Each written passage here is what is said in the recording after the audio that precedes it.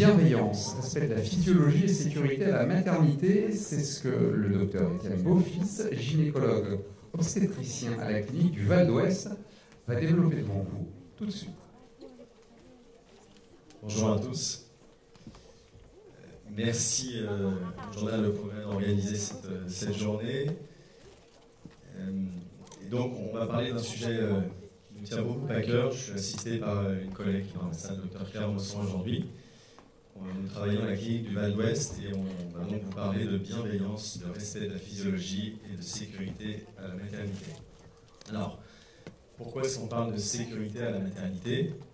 La phrase communément admise et envoyée à tout le monde après une naissance, c'est « la mère et l'enfant vont bien ». Donc ça reste quand même l'objectif principal de la naissance. Et si on regarde l'évolution de la mortalité maternelle en France depuis les années 1950, on voit que la médecine a fait beaucoup de progrès, puisqu'on partait d'environ une naissance, un mort pour 1000 naissances, à moins de 1 sur 10 000. La mortalité infantile a aussi considérablement diminué en France au XXe siècle. Et ce n'est pas seulement en France que ça se passe, mais aussi chez nos amis européens. Donc là, vous avez une étude européenne de 2010 qui reprend donc les chiffres, je ne vous ai pas mis de tous les pays européens, mais notamment en France, où vous avez donc un taux de mortalité maternelle qui est proche de la mortalité maternelle dans les autres pays européens, avec des petites différences. Et pour ce qui est de la mortalité néonatale, en France, vous avez un taux de mortalité néonatale qui est de l'ordre de 2,4 pour 1000 naissances vivantes. En Suède, un petit peu moins, aux alentours de 1,5 pour 1000. Donc ces chiffres sont exceptionnels, mais il y a encore des progrès à faire. Et donc les pratiques, pour ça, effectivement, on a recours à différentes techniques de médicalisation de la naissance, dont les épisiotomies.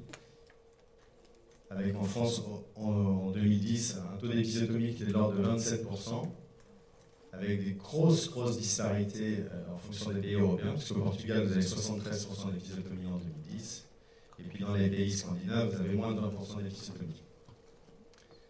Pour ce qui est du taux de césarienne, il est également très variable en fonction des pays, avec donc en France, un taux de césarienne qui est compris entre 20 et 25%.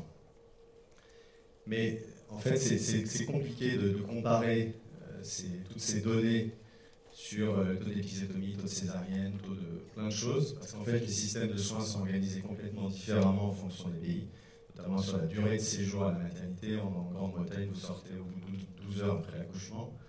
Dans les pays scandinaves, vous avez des maisons de naissance qui sont moins médicalisées, mais tout le système de soins autour est organisé pour que ça fonctionne bien. On ne peut pas calquer le système français sur d'autres systèmes européens, en tout cas pas simplement.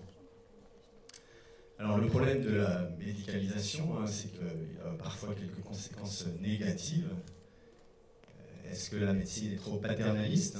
Est-ce qu'on probablement qu'on n'a pas laissé le choix aux patientes sur certaines modalités de naissance ? Il y a certainement une surmédicalisation avec de temps en temps des soins qui sont inutiles. Le bénéfice collectif n'a pas bénéficié à tel ou tel individu. Et il y a certainement de temps en temps des césariennes qui sont inutiles aussi, donc un taux de césarienne qui peut être considéré comme trop élevé. Également le taux d'épisiotomie. Et avec récemment tous les débats et polémiques que vous avez certainement entendus sur les violences gynécologiques et obstétricales. Donc ça amène à réfléchir à une nouvelle approche autour de la naissance, avec la nécessité de trouver un équilibre permanent, qui n'est pas évident, entre toujours la sécurité, qui est l'objectif principal, pour continuer à garantir la santé de la mère et de l'enfant autour de la naissance, mais également essayer de respecter au maximum la physiologie de l'accouchement. Les femmes accouchent depuis la nuit des temps, donc c'est un phénomène physiologique. Et puis entourer tout ça d'un maximum de bienveillance pour que la grossesse, l'accouchement et le séjour en maternité soient un souvenir le plus positif possible. Ça, c'est vraiment l'objectif primordial également. Donc, je vais vous parler très rapidement de la maternité du Val-d'Ouest dans laquelle nous travaillons, constituée de 11 obstétriciens, 15 anesthésistes, 6 pédiatres néonatologues, en plus de tout un tas d'autres médecins d'autres spécialités, avec une équipe de garde sur place 24 heures sur 24 en salle d'accouchement, 365 jours par an, avec donc l'obstétricien, anesthésiste, des sages-femmes, des auxiliaires de puériculture, et puis une équipe supplémentaire d'astreinte opérationnelle de renfort si besoin. C'est une maternité de niveau 2, donc le plan périnatal a défini différents niveaux dans les maternités. Vous avez maternité de niveau 1, de niveau 2, de niveau 3. Donc les maternités de niveau 2 sont en capacité d'accueillir des enfants nés à 32 semaines, à partir de 32 semaines d'aménorrhée, ça fait à peu près 7 mois de grossesse, donc 2 mois en avance, et de plus de 1500 grammes. La salle d'accouchement au Val-d'Ouest est constituée de 6 salles de travail, donc 6 salles d'accouchement, des salles de pré-travail, une salle nature dont on va parler un petit peu plus tard, une salle de césarienne qui est à proximité immédiate de la salle d'accouchement, il n'y a pas d'étage, il n'y a pas d'ascenseur, donc c'est une rapidité d'action possible. Et puis une unité de suite de naissance constituée de 59 lits et d'un secteur dit physiologique, dont on va également parler. Alors, la sécurité autour de la naissance, elle passe surtout par un travail en réseau. Donc, pour ça, on est aidé par le réseau Aurore, dont on va parler, par le Collège national des gynécologues obstétriciens français, qui émet des recommandations nationales annuelles sur l'amélioration des pratiques, par les associations d'usagers aussi, avec lesquelles on travaille régulièrement. Le CIAD, c'est le comité interassociatif autour de la naissance. Le CRU, c'est la commission de relations avec les usagers qui se tient à la clinique du Val-d'Ouest, et donc dans lequel il y a des usagers qui viennent pour essayer d'avancer ensemble sur certains projets. Et puis le partenariat local qu'on appelle ville-hôpital. Alors on n'est pas un hôpital, on est une clinique. Et puis donc la ville, ça correspond à tous les professionnels de santé qui n'exercent pas en structure, en groupe, hein, mais qui sont un petit peu dans leur coin. Et donc c'est important de pouvoir travailler avec toutes ces personnes-là pour qu'il y ait une certaine cohérence. Donc le réseau Aurore, vous avez l'adresse internet en bas à gauche et en bas à droite de l'écran. C'est un réseau de 26 maternités de la région Auvergne-Rhône-Alpes, qui va de Montélimar à Oyonnax en passant par Pont-de-Beauvoisin, etc.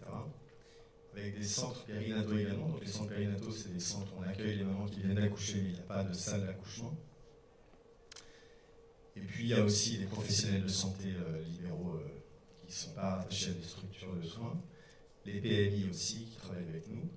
Et l'objectif du réseau Aurore, c'est d'accompagner la grossesse, la naissance et le développement de l'enfant en toute sérénité.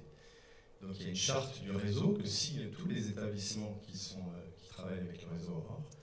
Donc cette charte, elle s'articule autour de 3 axes principaux que sont des soins de qualité, le bien-être pendant la grossesse, l'accouchement et la période postnatale, et puis également la sécurité de l'enfant, c'est toujours un point très important. Pour que ces 3 axes fonctionnent bien, il faut qu'il y ait une harmonisation des pratiques médicales, et pour ça il y a des protocoles communs à tous les établissements, avec des fiches d'information qu'on remet aux patients, qui sont des fiches d'information communes également, pour essayer d'avoir une continuité et une cohérence dans ce qu'on peut transmettre comme information. Et puis une communication également entre les professionnels de santé, avec notamment la journée annuelle du réseau, qui se tient au mois d'avril, qui est au Sofitel habituellement, où toutes les personnes du réseau se retrouvent pour discuter de différents sujets.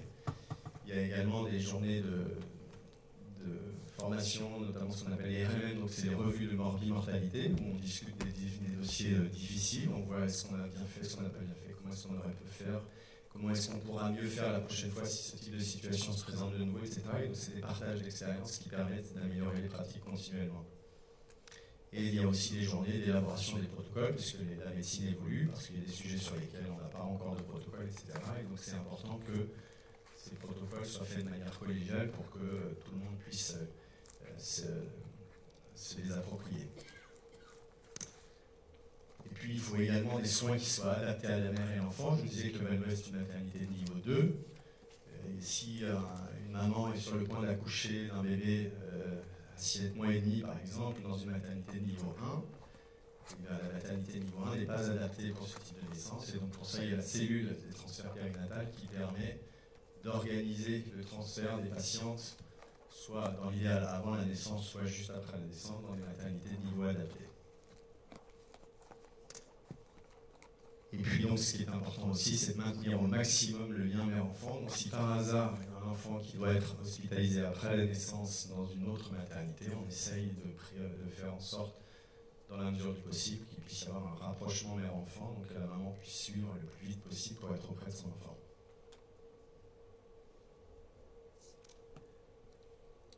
Alors la sécurité, elle passe aussi par un engagement d'amélioration des pratiques. Et donc le réseau Aurore est un des premiers réseaux de périnatalité en France à avoir mis au point un indice de participation aux actions transversales du réseau. Donc en fait c'est une évaluation des maternités en fonction de leur engagement au sein du réseau. Et donc là c'est la première année où ils l'ont faite, donc on a eu les résultats très récemment. Et donc il y a tout un tas de données qui sont répertoriées. Est-ce que la maternité participe à des réunions d'organisation des soins? Est-ce qu'on participe aux réunions protocole, au RMM, formation de simulation obstétricale, etc. etc. Donc voilà, la clinique du Val-d'Ouest a obtenu un impact argent, donc c'est bien, mais ça nécessite encore des efforts pour s'améliorer. Donc ça nous oblige, toutes les maternités du réseau, à poursuivre les efforts pour continuer l'amélioration de nos pratiques. Donc la sécurité passe aussi donc, par le partenariat entre la ville et la clinique, avec l'organisation d'un réseau local pour assurer la continuité, mais surtout, ce que je vous disais, la cohérence et la qualité des soins. D'autant plus que les séjours vont être de plus en plus courts. Une nuit à l'hôpital, une nuit en clinique, ça coûte 1 500 € à la sécurité sociale. Quel que soit le type de soin, voilà, forfait en gros, je pars dans les détails, mais c'est à peu près 1 500 €. Donc on va être certainement obligé par les tutelles dans les années à venir à diminuer la durée des séjours. Si ça se fait très vite, si ça se fait sans organisation du système de soins, ça ne va pas être bien. Parce qu'effectivement, si les patients ont l'impression qu'on les fout dehors, c'est pas comme ça qu'il faut faire. Si en revanche on s'approprie tout ça, qu'on organise le système de soins avec des personnels libéraux en ville qui ont la même manière de travailler avec nous, on pourra continuer à assurer des soins de qualité. Et donc pour ça, on organise régulièrement déjà des soirées de formation avec tous ces personnels libéraux, qu'ils soient sages-femmes, kinés, médecins généralistes, pédiatres de ville, PMI, etc., pour discuter de nos pratiques et pour harmoniser les pratiques. Puis la Sécu a déjà un petit peu avancé dans ce projet en mettant en place le PRADO. Donc le PRADO, c'est le programme d'aide au retour à domicile, avec les personnels de la CEPAM passent dans les maternités, mettre les patientes en relation avec des sages-femmes libérales si elles n'avaient pas encore eu l'occasion de rencontrer des sages-femmes libérales pendant leur grossesse. Alors comment est-ce qu'on peut améliorer le respect de la physiologie? Un des axes possibles, c'est le fait d'accoucher en salle nature, entre guillemets. Alors ça, il faut que ce soit bien évidemment selon le souhait de la patiente. On ne va obliger personne à accoucher en salle nature.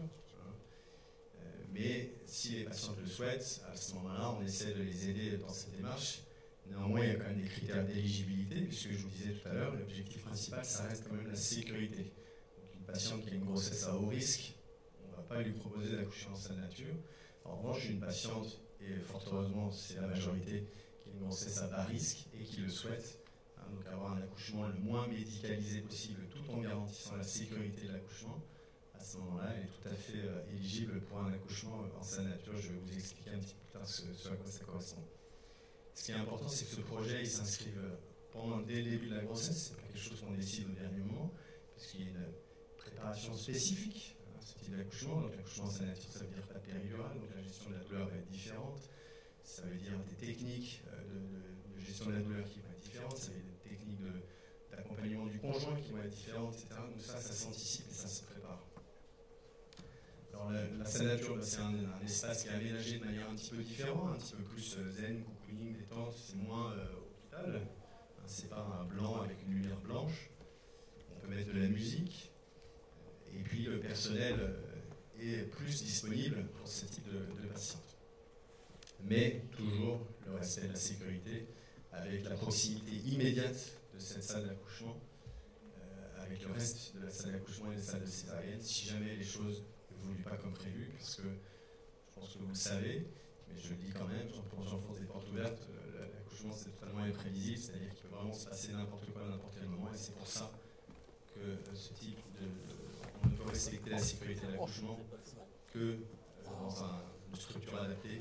Accoucher à la maison aujourd'hui, c'est pas quelque chose qui est franchement souhaitable. Donc ça, c'est des photos de la salle nature avec donc une décoration un petit peu plus zen. Et puis vous avez une banquette, alors, je ne suis pas de pointeur, mais donc sur la photo du haut au milieu, vous avez une banquette sur laquelle la patiente peut faire le déroulement de son travail, donc toute la dilatation avec les contractions, etc. Et puis l'accouchement peut aussi se faire sur cette banquette dans la position que souhaitera la patiente, la position qui lui sera la plus confortable. Dans cette salle, de l'autre côté, la photo du bas à gauche, vous avez tout de même un lit d'accouchement normal, mais si jamais on a besoin de changer le fusil d'épaule, on puisse faire l'accouchement. Il y a eu une petite chute, mais ça va pas trop. Tout va bien? Il a conscience déjà. Non, mais c'est à cause des marches.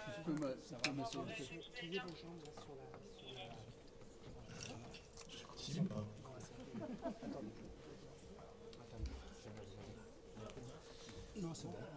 Donc vous avez également un lit, sur la photo en bas à gauche, un lit d'accouchement standard, classique, hein, donc dans la même pièce, toujours pour garantir la sécurité. Si jamais il était nécessaire de changer le fusil d'épaule, qu'on puisse s'adapter le plus rapidement possible. Et puis vous avez toujours dans cette salle nature une baignoire spécifique, hein, qui s'appelle les baignoires de dilatation, dans laquelle les patients peuvent faire une partie du travail. On enlève le monitoring, on ne surveille plus le rythme cardiaque fœtal du bébé pendant ce temps-là, et la patiente peut se baigner, ça diminue les douleurs liées à la dilatation et aux contractions.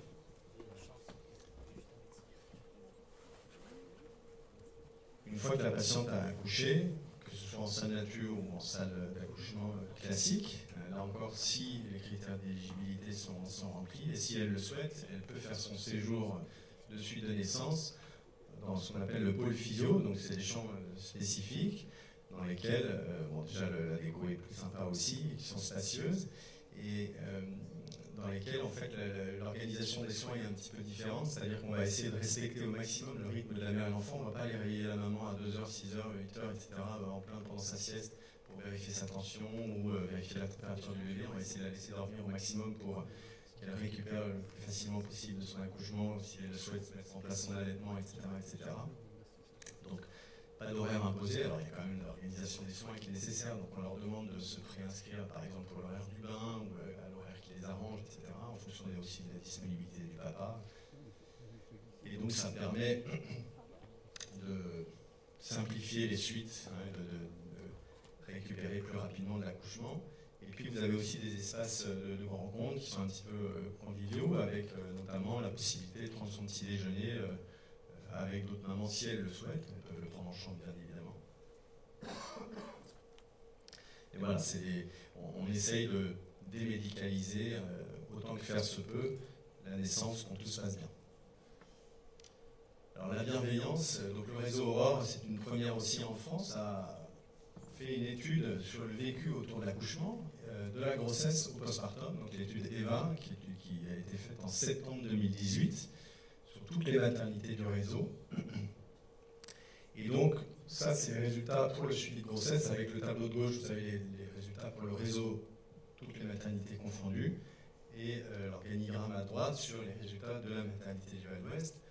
Vous voyez que pendant la grossesse, le respect de l'intimité 100%, information transmise 100%, on essaye de faire au maximum pour que les patientes soient satisfaites de leur suivi de grossesse, avec participation en décision 94,5%, donc c'est pas 100%, on a encore des points d'amélioration, mais globalement les résultats, que ce soit sur le réseau ou sur la maternité du Val-d'Ouest, sont vraiment satisfaisants.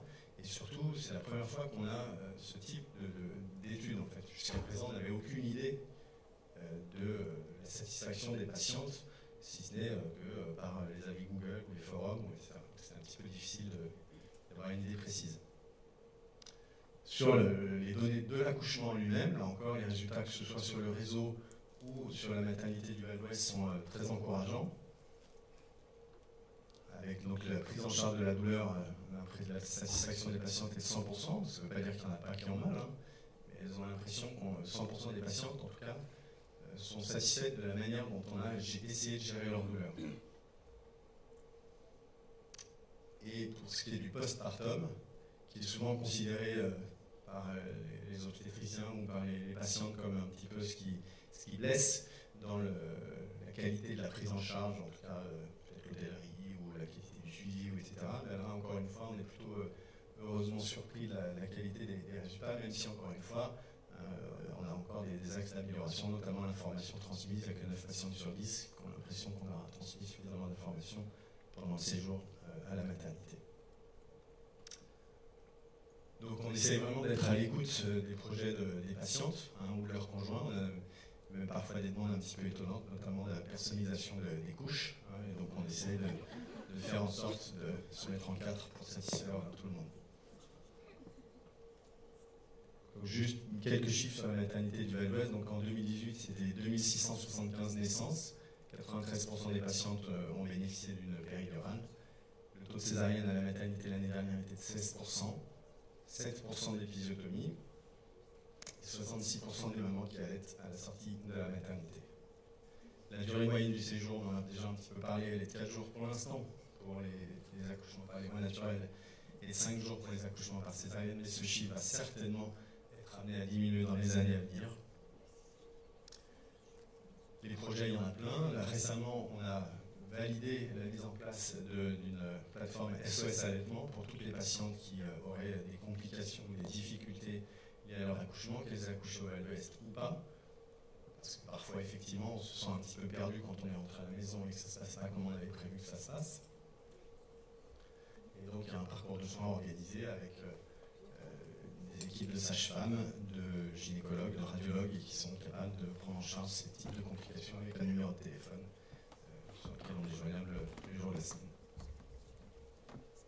Il y a encore d'autres projets qui n'ont pas encore vu le jour mais qui sont dans les bacs, notamment l'unité kangourou. Alors c'est quoi une unité kangourou? C'est quand il y a un bébé qui est hospitalisé, le fait de pouvoir avoir sa maman dans sa chambre. Alors, une unité de néonatologie classique, vous avez des lits d'hospitalisation pour les bébés, les mamans peuvent aller leur rendre visite autant qu'elles veulent, de jour comme de nuit, mais par contre il n'y a pas de lit pour la maman pour qu'elle puisse dormir. Donc une unité kangourou, c'est une unité où il y a un lit pour la maman, en plus du berceau pour le bébé hospitalisé. Et donc ça, c'est toujours dans l'idée de favoriser au maximum le lien mère-enfant en cas d'hospitalisation. Il y a un autre projet qui devrait voir le jour d'ici la fin 2019 ou 2020, on l'espère, c'est la labellisation maternise. Donc ça, c'est un projet de labellisation des maternités qui mettent la bientraitance et la transparence au cœur de leurs préoccupations. C'est en partenariat avec le CNGOF, donc le Collège national des gynécologues et obstétriciens français, pour essayer d'optimiser l'information aux patientes et puis pour s'assurer que l'information a été bien comprise. C'est toujours difficile de savoir si l'information qu'on a transmise, que ce soit oralement, que ce soit par écrit, a été comprise ou pas. Et donc, avec un baromètre de satisfaction qui sera rempli par les patientes elles-mêmes, qui permet donc de continuer à s'améliorer en fonction des retours qu'on peut avoir, et qui est donc là encore un engagement d'amélioration des pratiques. Je vous remercie pour votre attention.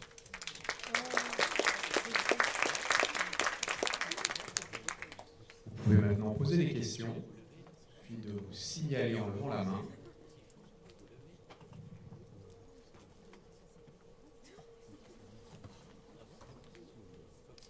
La première est la plus compliquée, voilà.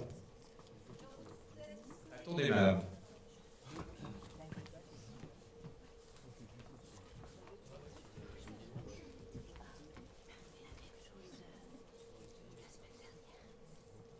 Merci pour votre conférence.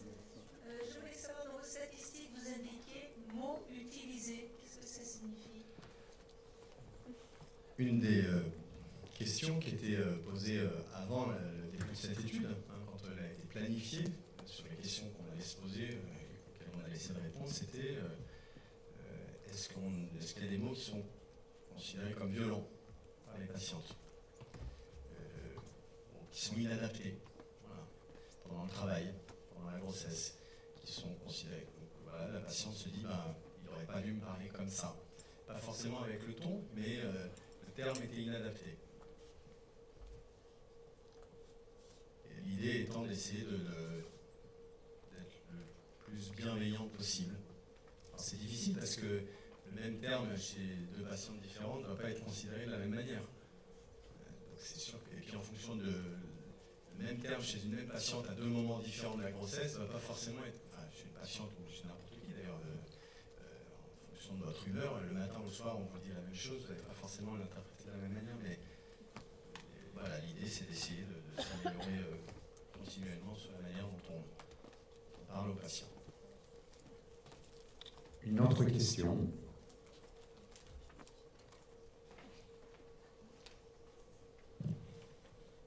Aucune autre question? La conférence a dû être parfaite. Certainement.